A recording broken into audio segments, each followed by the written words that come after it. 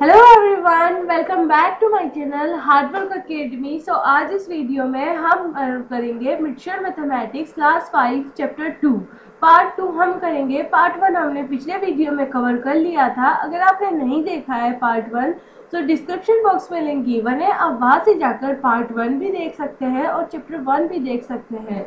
हमारे चैप्टर 2 का नेम है additions and subtraction. Let's get start. Part 1 में आपके पास नॉर्मल जो काउंटिंग थी उसमें थे वो। तो अब इसके अंदर आपको क्या करना है, ये जो काउंटिंग है, ये हिंदी वाली जो काउंटिंग है, इसको आपको अच्छे से लर्न कर लेनी है लिख लिख कर। 20 तक आप लर्न कर लेंगे, मीन्स अगर 10 तक कर लोगे ना तो भी आपसे हो जाएगी। तो एक बार इसको यहाँ से देखकर आपको लर्न कर लेनी है। 20 तक भी इस तरीके से हम 1 को लिखते हैं, इससे 2 लिखते हैं। अगर आपने ये लर्न कर ली तो आपकी ये जो आगे की एक्सरसाइज है वो अच्छे से, बहुत अच्छे से कवर हो जाएगी और आपको बिल्कुल भी डाउट भी नहीं आएगा। आपको ये देख लेना है कि ये कैसे लिखते हैं और किसको 1 2 3 4 5 6 7 8 9 10 पूरी देख लेनी है। देन नेक्स्ट क्वेश्चन हमारे पास आता है क्वेश्चन नंबर 10। क्वेश्चन नंबर 10 में आप देख सकते हैं normal plus and normal minus है। आपको बस ज़्यादा कुछ नहीं करना है, जैसे कि आपके पास ये जो दिया गया है ना, इसको आपको नॉर्मल काउंटिंग में लिखकर फिर नॉर्मल ही प्लस करके आंसर लिख देना है। ओके, अगर आप आंसर लिखोगे तो आपके पास जो काउंटिंग में आंसर आएगा उसे आपको इसी काउंटिंग में कन्वर्ट करके आंसर लिखना है। तो इसमें नॉर्मल प्लस माइनस है, तो इसको आप खुद से कीजिएगा। आपको काउंटिंग से इसको कन्वर्ट करना है पहले अपनी नॉर्मल में और फिर नॉर्मल प्लस माइनस कर लेना है। अगर फिर भी आपको कोई डाउट हो then please feel free to comment in comment section. Now question number 11। Question number 11 में आपके पास श्याम बोट एंड अलमीरा फोर। देन अगेन आपके पास ये काउंटिंग हिंदी वाली है, तो ये है आपके पास 6,580 rupees and a bed for 2,624. How much money has Shyam spent in total? Means यहाँ पर आपके पास ये जो काउंटिंग है ना, इसको आप आराम से लिख सकते हैं, कोई प्रॉब्लम नहीं है। आप जैसे कि अगर आपको ज़्यादा कंफ्यूजन होता हो तो इसके अंदर सबसे पहले आपको ये काउंटिंग लिख देनी है। अब ये है यहाँ पर, ये है आपके पास 6,580। ओके, 6,580 है ये, और ये है आपके पास 2,624। ओके, अब आप क्वेश्चन इजीली समझ सकते हैं। श्याम ने एक अलमीरा खरीदी 6,580 रुपीज़ की और बेड खरीदा 2,624 रुपीज़ का। तो श्याम ने टोटल कितने रुपए खर्च किए? ओके, तो ये आपके पास क्वेश्चन है, तो स्टेटमेंट लिखकर आपको इसको सॉल्यूशन करना है। अब आप स्टेटमेंट किस तरीके से लिखोगे वो मैं आपको बताती हूँ। सबसे फर्स्ट लाइन में आपको लिखना है श्याम बोट एंड अलमीरा for 6,580 rupees, okay, and a bed for 2,624। यहाँ तक सेम टू सेम आपको सॉल्यूशन लिखकर लाइन लिख देनी है। देन आपको लाइन लिखनी है money has Shyam spent in total, या फिर टोटल यहाँ पर लिख सकते हैं आप, total money has Shyam spent. Okay, यहाँ पर फिर आपको टोटल मनी है Shyam spent equals to 6,580 plus 2,624। Means आप दोनों को ऐड कर दोगे तो आपके पास जो आंसर आएगा वही करेक्ट आंसर आएगा, और इसी तरीके से आपको ये क्वेश्चन कवर करना है। अगर आपको थोड़ी बहुत प्रॉब्लम आ रही है कि क्या बताया मैंने, वीडियो को थोड़ा सा पीछे स्किप कर आप ये लाइंस लिख लीजिए और फिर प्लस करके आपका आंसर आ जाएगा correct. Okay, so now let's move on our next question, question number 12. Question number 12 है आपके पास Rama bought a table for 3,450 rupees and Radha bought another table for rupees 2,460. What is the price difference between both the tables? तो यहाँ पर आपके पास difference पूछा है। Okay, यहाँ पर आपके पास डिफरेंस पूछा है। तो डिफरेंस में स्टूडेंट्स आपको ध्यान रखना होता है कि डिफरेंस में हमेशा हम सब्ट्रैक्ट करते हैं। तो इसके अंदर आपको डिफरेंस पूछा है, तो इसके अंदर आपको 3,450 में से 2,960 को माइनस करना है। सबसे पहले जैसे कि मैंने आपको बताया है कि आप यहाँ पर इनको लिख लीजिएगा नॉर्मल काउंटिंग में, ऐसे कुछ भी पेंसिल से लिख लीजिएगा और फिर इसे सॉल्व करना स्टार्ट कीजिएगा। तो अब इसमें स्टेटमेंट किस तरीके से लिखोगे वो मैं आपको बताती हूँ। ध्यान से इसको सुनकर अपनी नोटबुक में स्टेटमेंट लिखिएगा। स्टेटमेंट के बहुत अच्छे मार्क्स मिलते हैं। नाउ स्टेटमेंट किस तरीके से लिखोगे, सबसे पहले सॉल्यूशन आपको लिखना है। देन आपको ये लाइन लिखनी है, Rama bought a table for this rupees and Radha bought another table rupees, यहाँ पर है 2460। ओके, आपको इसी वाली काउंटिंग में लिखना है, ऐसे नॉर्मली मत लिख देना। अभी कोई मैम होगी जो फिर कोई सर होंगे तो वो आपके मार्क्स कट कर सकते हैं, क्योंकि जिस काउंटिंग में आपको आंसर पूछा है, क्वेश्चन दिया है, उसी काउंटिंग में आपको आंसर भी लिखना है। पर आप अपने जो गलत ना हो क्वेश्चन, इसलिए आप अपनी नॉर्मल काउंटिंग में पेंसिल से लिख सकते हैं। सो आपको इस तरीके से यहाँ तक ये लाइन लिख देनी है। देन आपको लाइन लिखनी है, the price difference between both the tables equals to, then आपको माइनस कर देना है 3450 में से आपको माइनस कर देना है 2960। ओके, यहाँ पर ये गलत हो गया, 2460 नहीं है, 2960 है। ओके, ये काउंटिंग थोड़ी बहुत मैं भी कंफ्यूज हो जाती हूँ इस काउंटिंग में, तो इस काउंटिंग को आप देख के ही लिखिए तो अच्छा है। ये 2960 है। सो आप इसमें से अगर आप इसको माइनस करोगे तो जो आंसर आपके पास आएगा वो आपका बिल्कुल करेक्ट आंसर होगा, और वहीं पर ही आपको लीव कर देना है। So now next question, question number 13। Question number 13 है आपके पास, add the greatest and the smallest 4 digit numbers.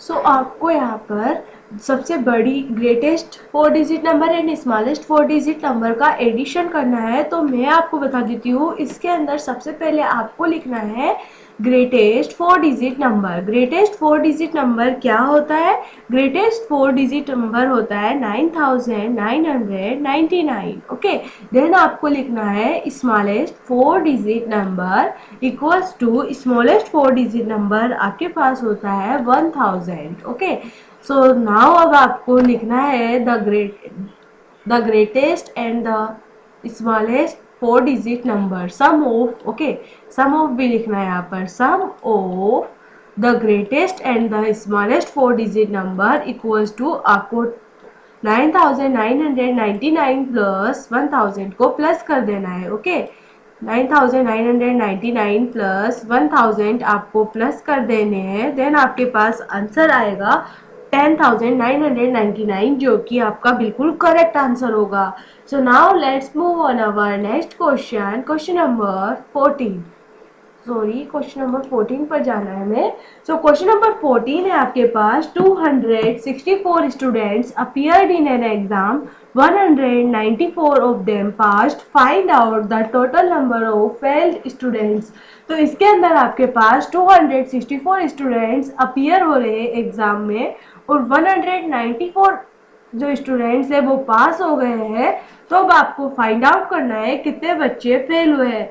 सो अब आप ही बताइए कि 264 टोटल स्टूडेंट्स हैं, उनके अंदर से जो 194 स्टूडेंट्स है वो पास हो गए, अब जो बच्चे हैं वो फेल ही हुए होंगे। तो इसके अंदर नॉर्मल आपको डिफरेंस निकालकर जो बच्चे हैं वो निकालने हैं जो कि फेल हुए हैं। तो इसके अंदर आपको स्टेटमेंट किस तरीके से लिखना है, सबसे पहले आपको ये स्टेटमेंट में लाइन लिखनी है कि 264 students appeared in an exam, 194 of them passed. Okay, यहाँ तक लिखने है ना। फिर आपको लिखना है the total number of failed students, then आपको आंसर लिखना है इक्वल्स टू 264 में से आपको 194 को माइनस कर देना है। ओके, 264 में से आपको 194 को माइनस कर देना है। सो आपके पास इसको अगर आप माइनस करोगे तो आंसर आएगा आपके पास 70, मीन 70 स्टूडेंट्स फेल हुए हैं। तो आपको इसका आंसर लिखना है इस तरीके से। Okay, 70 students failed. ओके, तो फिर यहाँ पर आपका आंसर कंप्लीट हो जाएगा। So now let's move on our next question, question number 15। Question number 15 है आपके पास, addition of two numbers is 9732। If one number is 3846, then find out the second number। तो यहाँ पर आपको टू नंबर्स को एडिशन करने पर 9732 आ रहा है।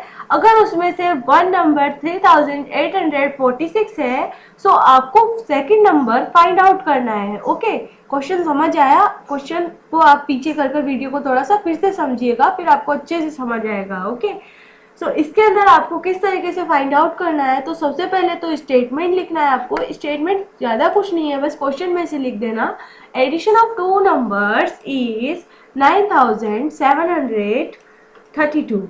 If one number is 3846, then the second number, find out मत लिखना, then the second number is लिखना, then the second number is 3846 में आपको प्लस कर देना है। वेट एक मिनट रुकना, तो यहाँ पर 3846 नहीं लिखना है, 3846 इसको यहाँ पर कट करना है, आपको लिखना है 9732 माइनस 3846 लिखना है। ओके, 9732 माइनस 3846 आप अगर करोगे सो आपके पास आंसर आएगा 5886 जो कि आपका बिल्कुल करेक्ट आंसर होगा। तो आपको इसी तरीके से इसे सॉल्व करना है। अगर आप ये जानना चाहते हैं कि इसे मैंने माइनस ही क्यों किया, तो माइनस क्यों किया वो भी मैं आपको बताना चाहूँगी ज़रूर, क्योंकि आप ताकि कंफ्यूज ना हो। तो हमने माइनस इसलिए किया, जो सेकेंड नंबर है उसे हमने एक्स मान लेते हैं, second number, then first number. तो आपके पास ये गिवन है 3846। ओके, 3846 फर्स्ट नंबर आपके पास गिवन है। देन टोटल प्लस करने पर आपके पास क्या आ रहा है वो भी आपके पास गिवन है, 9732। ओके, जब भी प्लस के डिजिट को हम इक्वल्स टू के इस साइड लेकर जाते हैं तो वो माइनस में हो जाती है, इसीलिए 9732 माइनस 3846 हो गया। देन इसका आंसर 5886 हो गया। ओके, तो आप किसी भी तरीके से कर सकते हैं, जैसे मैंने फर्स्ट टाइम बताया वैसे भी कर सकते हो, और जैसे मैंने अभी बताया वैसे भी आप कर सकते हैं। So now let's move on our next question, question number 16। Question number 16 है आपके पास, for saving 3 curtains we need 125 metre of cloth, and for 5 tents we need 286 meter of cloth. How much cloth is required for curtains and tents both? Means आपके पास curtain बनाने के लिए 125 metre of cloth की requirement है, और 5 tent बनाने के लिए 286 मीटर क्लॉथ की रिक्वायर्ड है। तो आपको यह बताना है कि कितना क्लॉथ टोटल रिक्वायरमेंट होगा for making curtain and tents both. तो इसके अंदर आपको नॉर्मली पहले तो आपको स्टेटमेंट जो लिखना है वो इसी क्वेश्चन में से ही लिखना है। क्वेश्चन में से अगर आप स्टेटमेंट लिखोगे तो आपको एग्जाम टाइम पे भी दिक्कत नहीं आएगी। तो क्वेश्चन में से आपको यही से लाइन लिखनी है, for saving 3 curtains we need 125 metre of cloth, and for 5 tents we need 286 metre of cloth. Okay, then आपको लिखना है cloth is required for curtains and tents both equals to, आपको प्लस कर देना है 125 प्लस 286 को। ओके, 125 प्लस 286 को आपको प्लस कर देना है। देन आपके पास आंसर आ जाएगा 411। इसको आपको अपनी इस काउंटिंग में लिखना है ज़रूर, नहीं तो आपका आंसर गलत होने का बिल्कुल चांस हो जाएगा। 411। ओके, 1 इस तरीके से लिखते हैं, जैसे कि मैंने आपको शुरू में बताया था ना, वैसे 411 लिख देना और फिर आगे मीटर लिख देना। सो नाउ यहाँ पर हमारी ये एक्सरसाइज चैप्टर कंप्लीट हो गया है हमारा। अगर आपको कोई भी डाउट आया हो यहाँ पर, या फिर आपको कहीं पर भी क्वेश्चन सॉल्व करने में या फिर कहीं आंसर ना आया हो, कुछ भी एनीथिंग एल्स डाउट हो आपको किसी भी चैप्टर में, then please feel free to comment in comment section. I will solve your doubt confirm. Okay, thank you so much for watching this video till the end. Please like this video, share this video and subscribe to our channel Hard Work Academy. Thank you.